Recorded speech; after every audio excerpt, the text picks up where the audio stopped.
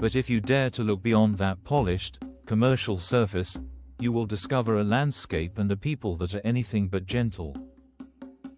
Morocco is a formidable geographical fortress, a country entirely defined by staggering geological extremes, unpredictable weather, and relentless climatic pressure.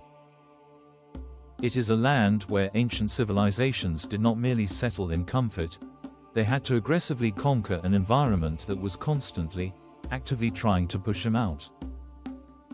From the labyrinthine, claustrophobic, and suffocating alleyways of its medieval imperial cities to the freezing, thin, unforgiving air of its highest mountain peaks, this is a nation built on raw human endurance, brilliant architectural adaptation, and a fierce, unbroken historical connection to the earth itself. Welcome to Visla Travel. Today, we are taking you on a sweeping, breathtaking 4K cinematic journey across the incredible kingdom of Morocco.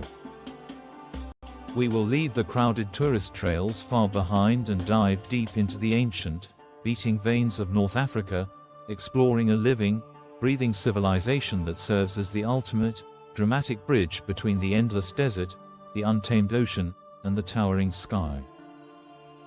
Our journey begins far from the bustling, noisy coastal cities, ascending slowly into the imposing, treacherous peaks of the high Atlas Mountains.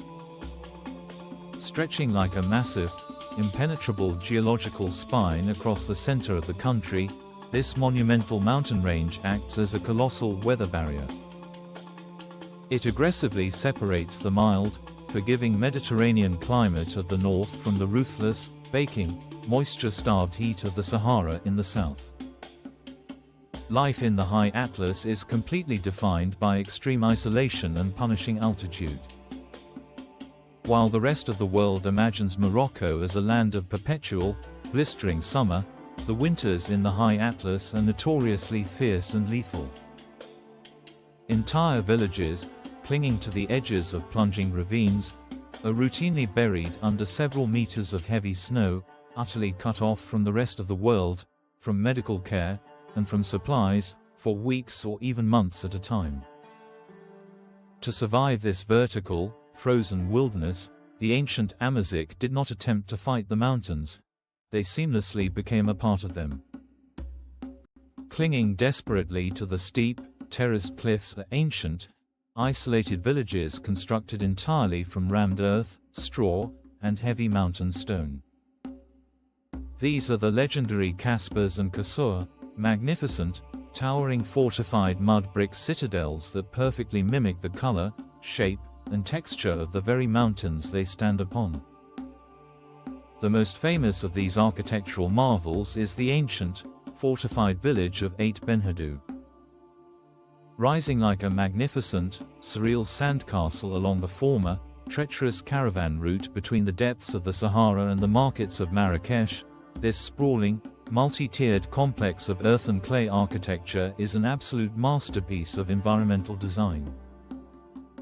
The thick, heavy mud walls are engineered to absorb the intense, punishing heat of the daytime sun, keeping the dark interiors perfectly cool, and then slowly, gradually release that trapped warmth during the freezing, high-altitude nights.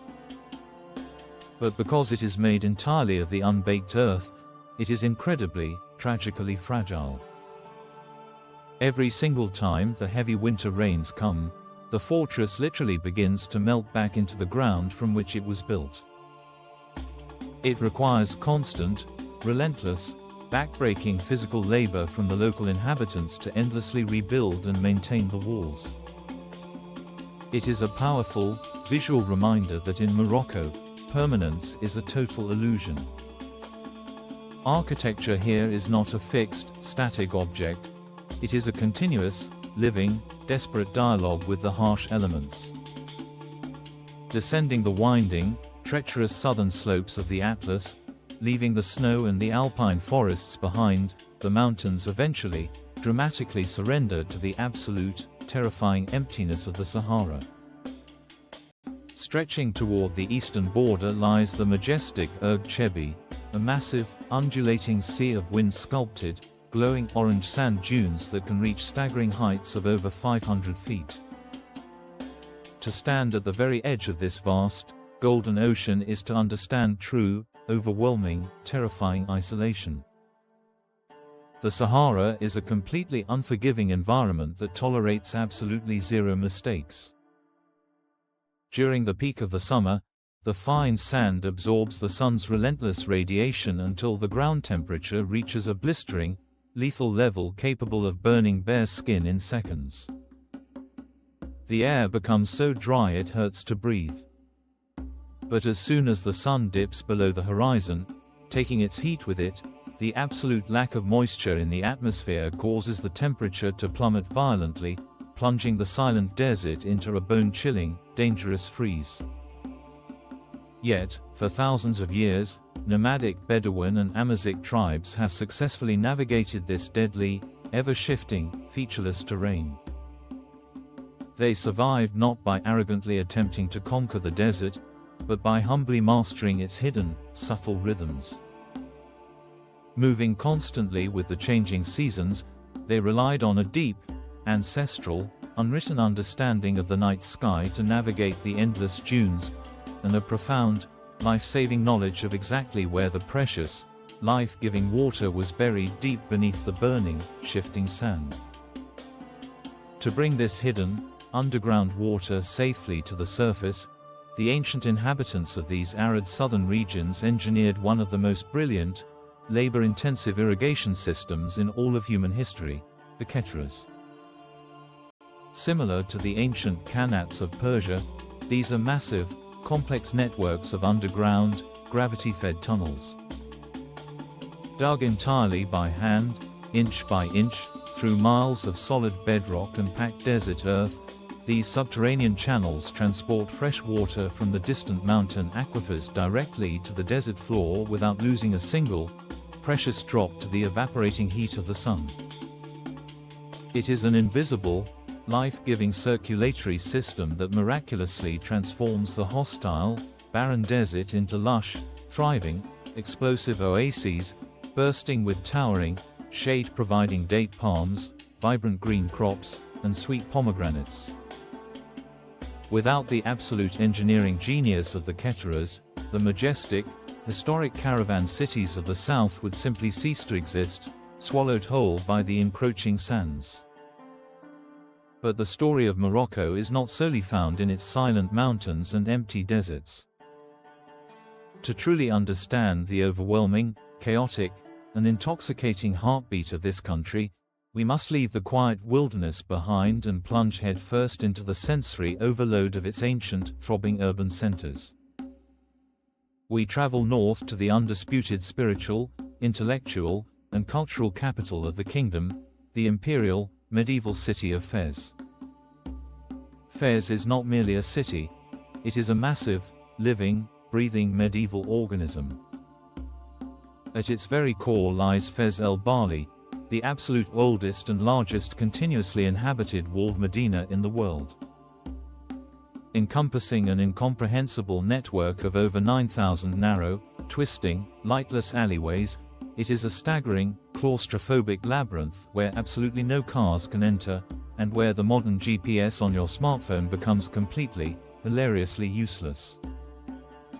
Stepping through the massive blue gates of the Medina is like stepping through a physical portal in time, dropping you directly into the 14th century. The air is incredibly thick with a heavy, intoxicating, and sometimes overwhelming collision of scents: roasting cumin and paprika, sweet boiling mint, freshly carved raw cedarwood, the metallic tang of blood from the butcher stalls, and the sharp, unmistakable, pungent scent of raw, curing leather. From the surrounding, sun-baked rooftops, you look down upon a massive, sprawling honeycomb of ancient stone vats filled with natural, bubbling dyes of vibrant saffron yellow, bright poppy red, and deep indigo blue. Inside these vats, men stand waist-deep in a potent, incredibly foul-smelling, toxic mixture of cow urine, quicklime, water, and pigeon feces. They work the heavy, wet animal hides entirely by hand and foot under the blazing, relentless Moroccan sun. It is backbreaking, grueling, and incredibly intense physical labor that breaks the body down over time. Yet, this brutal, ancient, unforgiving process produces some of the finest, softest, most sought-after leather goods in the entire world. The tanneries of Fez are a visceral, unforgettable, and deeply moving testament to the true Moroccan spirit, the ability to extract breathtaking, timeless beauty through sheer, uncompromising, physical endurance. From the intellectual and spiritual gravity of Fez, we move southwest to a city that pulses with a completely different kind of energy. We arrive in the legendary Red City, Marrakech. Sitting on a flat plain at the very foothills of the snow-capped Atlas Mountains, Marrakech is a city of intense, theatrical drama. Its massive, winding walls are built from the local, iron-rich earth, giving the entire metropolis a deep, glowing pink and red hue that seems to physically catch fire in the light of the setting sun. Towering over the city is the magnificent Koutabia minaret, a masterpiece of Moorish architecture that has stood as a silent sentinel over the city for nearly a millennium, its call to prayer echoing across the flat roofs 5 times a day. But the true, undeniable soul of Marrakech is found not in its quiet monuments, but in its chaotic epicenter, the vast, sprawling square known as Jemaa el-Fnaa. During the suffocating heat of the day, the square is relatively quiet, populated by fresh orange juice vendors and the occasional snake charmer. But as the sun begins to set and the temperature finally drops, the square undergoes a terrifying, beautiful, and complete metamorphosis. It transforms into the greatest open-air theater on planet Earth. Thousands of people flood the space. Thick, billowing clouds of white smoke rise into the night sky as hundreds of open-air food stalls fire up their grills, filling the air with the smell of roasting lamb, spiced sausages, and boiling snail broth. Through the smoke, the rhythmic, hypnotic pounding of tribal drums begins. Here, you will find the halqa, the ancient, traditional circles of street performers. There are acrobats flipping through the air, Berber musicians playing handmade lutes, fire breathers illuminating the darkness, and, most importantly, the master storytellers. These men captivate massive, spellbound crowds entirely through the sheer, dramatic power of the spoken word, passing down ancient, unwritten mythologies just as they have for 1,000 years. Moving north, we find a dramatic visual contrast hidden high in the rugged peaks of the Rif Mountains. This is Chefchaouen, the famous blue pearl of Morocco. Built on a steep, punishing incline, this entire city is washed in a mesmerizing, hallucinogenic spectrum of blue. From the cobblestones on the ground to the walls, doors, and rooftops, everything is painted in shades of azure, cyan, and indigo. Originally settled by Moorish and Jewish refugees fleeing the Spanish Inquisition in the 15th century, the blue wash was traditionally used to reflect the harsh summer sun and keep the buildings cool, while also symbolizing a deep, spiritual connection to the heavens. Walking through its impossibly steep, narrow, winding alleys is a calm, visually stunning experience that stands in stark, quiet contrast to the chaotic, screaming red alleys of Marrakech. It is a peaceful, mountain sanctuary that feels entirely disconnected from the rest of the world. Finally, we leave the interior entirely, moving westward to where the intense, baking heat of the African continent violently clashes with the cold, untamed, freezing currents of the Atlantic Ocean. Here, perched precariously on the rocky, wind-battered, salt-stained coast, lies the magnificent, imposing fortress city of Essaouira. Unlike the suffocating, stagnant heat of the inland imperial cities, Essaouira is completely defined by the Alizés, the relentless, howling, aggressive trade winds that constantly, endlessly batter its high, fortified stone walls. The wind here is so powerful and so constant that it physically bends the ancient, deeply rooted argan trees along the surrounding coastline, forcing them to grow at impossible, contorted, horizontal angles. For centuries, this heavily fortified port was one of the most vital, strategic crossroads of global maritime trade. It was a place where African desert caravans carrying raw gold, ivory, and exotic spices finally met heavily armed European naval armadas. The architecture of Essaouira perfectly reflects this turbulent, violent, and cosmopolitan history. It is a stunning blend of stark, whitewashed Moorish alleys adorned with bright blue windows, heavily contrasted with massive, brass-studded Portuguese wooden doors and imposing, rusted maritime cannons that still point out over the ramparts toward the violent, churning sea. The people of this coast are deeply, intrinsically shaped by the dangerous rhythm of the ocean. In the bustling, chaotic port, massive wooden fishing trawlers, painted in bright, vibrant shades of blue, are hauled out of the water directly onto the docks by the sheer physical force of human hands. The fishermen here do not fish for leisure or sport. They engage in a daily, highly dangerous, and exhausting battle against the crushing, unpredictable Atlantic swells. They drag massive, heavy nets overflowing with silver sardines, sea bass, and conger eels onto the wet, slippery concrete.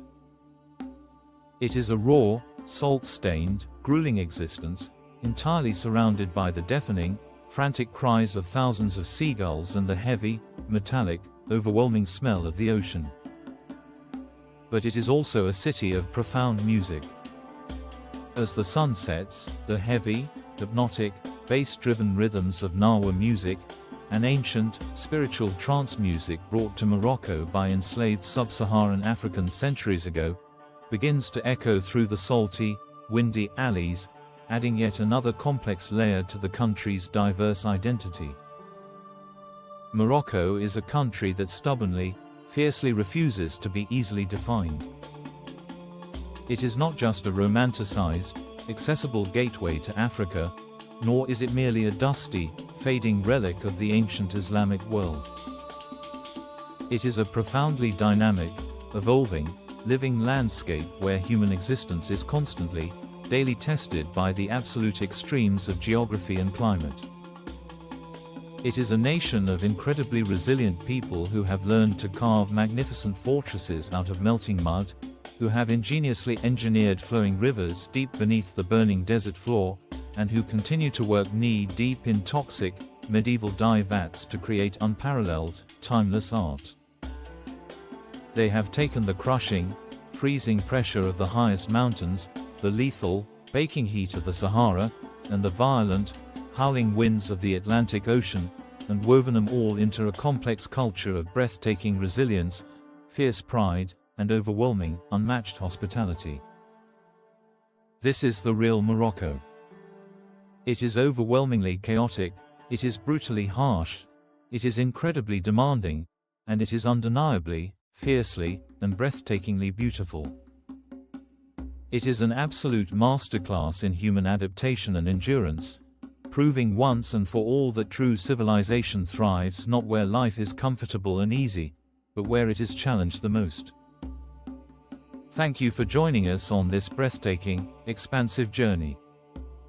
If this cinematic exploration changed the way you see Morocco, if it took you beyond the postcards and into the true heart of the country, please like this video, leave a comment below telling us which region captivated you the most, and subscribe to Visla Travel.